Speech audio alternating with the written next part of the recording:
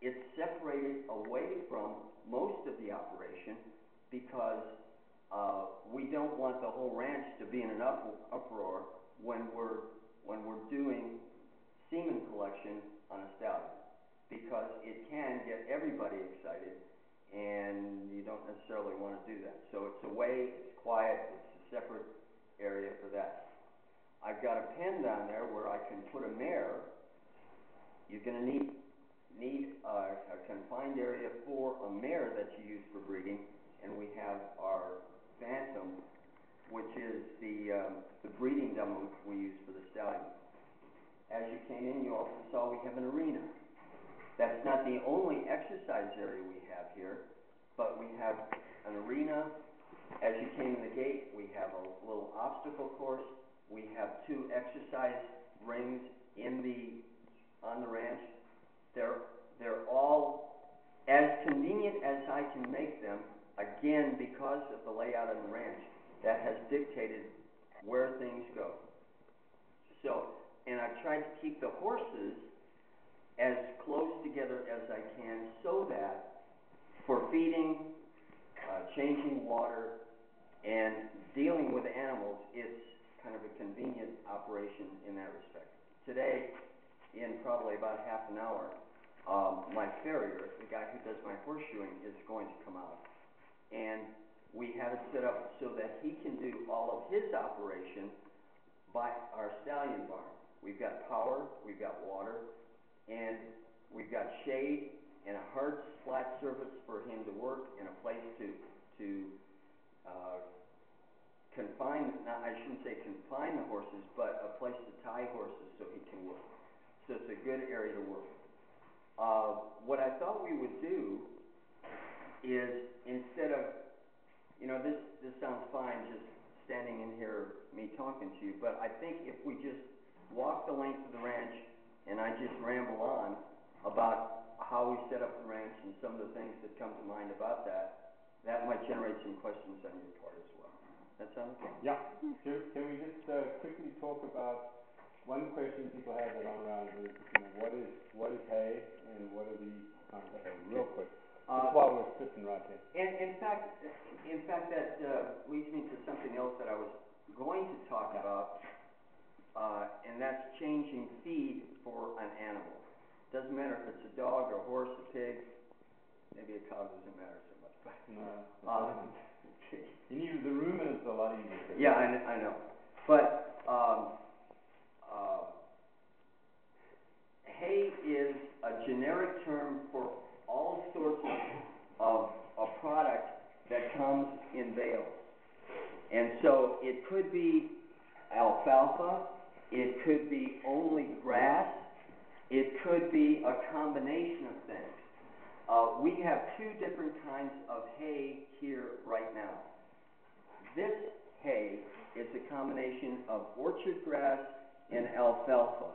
It's a broadleaf grass, and it's relatively low in protein, but it has a good nutritional value, but it also has alfalfa in it. This other hay is a combination of barley, oat, wheat, and, believe it or not, a small component of peas. Never had that before, but we the horses seem to do okay in it. I prefer. You need to tailor the feed that you give to your animals based on the work you do with them. If they're very active, you got to give them more energy food. You might have to give them more alfalfa. Our horses are not worked that hard, and so we use a lower protein food that's very good for them, but they don't have that extra protein component that can actually cause problems. My preferred hay for horses is a 4-way, which is barley, oat, wheat, and alfalfa. That is a hay that is only cut once a year in the field, and so it's going to be, it's available now, but, some growers are just now cutting it, so it's gonna be available to me. And I will fill the barn with this four-way hay once I get it. Right now, I'm just making do with what I can get at, generally at feed stores. This four-way, you're not allergic to stuff like hay, are you? No. Comes from Lucerne Valley, and that's where I'm gonna get a bunch of my other hay. I like to go directly to a grower, again, to save some money if I can. Are they a little, is their growing season behind this year? Are they a little slow? Yeah, I think they are. One of the problems that we had with the growing season this year is we had, ragweed. we had hot and cold and hot and cold, and it was a very strange winter. And that really slows down the growing season for the growers. So that was a problem. And so there's only so much available. Well, it's available about 6 weeks later than it should be for the grain hay. Alfalfa and grass, just straight grass, whether that be orchard grass, Timothy grass, Bermuda grass, essentially grass that grows in your front yard if you have grass. Those different kinds of feeds come in multiple crops. So they may get 6 cuttings of alfalfa or 3 cuttings of grass. But grain hay, the stuff that I want, is only cut once a year. And so there's a gap for me where I don't have enough space to store enough for a year. So I have to fill as much as I can, and then I have to switch to different other hays. But when you switch feeds, you have to think about doing it gradually. And again, it doesn't matter what kind of animals you have, except maybe ruminants, because horses in particular, have a very sensitive digestive system. If you switch from grass hay straight to alfalfa, or from alfalfa straight to something else, they could get sick. And so you want to do it gradually, over the course of maybe a week, if you can. I think a week is plenty, but if you can ease them into a routine, I think that's wise. You can do that. I also do that even with the grains that I feed.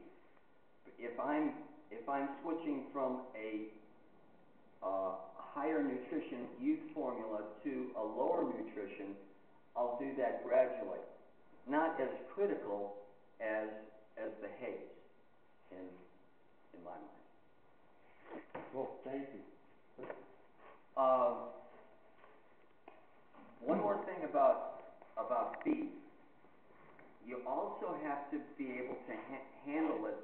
I mean, if you're going to set up an operation, you've got to think about handling the hay. Now, for me, the volume that we have to move is quite high. We go through 6 bales of hay a day, in addition to a bag of grain, probably a bag and a half of grain, every single day.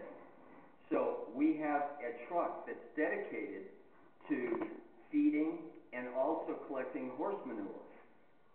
They can back right in here and slide the hay onto the truck. But if you had 3 horses in your backyard, it would be silly for you if you had your storage area, 100 yards away from where you're going to feed. If you can do that, you need to save steps, and you're going to feel better about feeding your horses regularly if it's not such a pain in the butt. Just that you need to make sure it's very secure. The horse can't get out. Can't have the hay just right outside the stall, and you forget to close the gate on the barn or the stall and get outside and eat, because they'll eat themselves sick, literally. Get colic. And as you guys, if you're not horse people, colic is the number one killer of horses and problem. And basically, it refers to a lot of different things. It's just stomach ailments. And like Lee was saying, the problem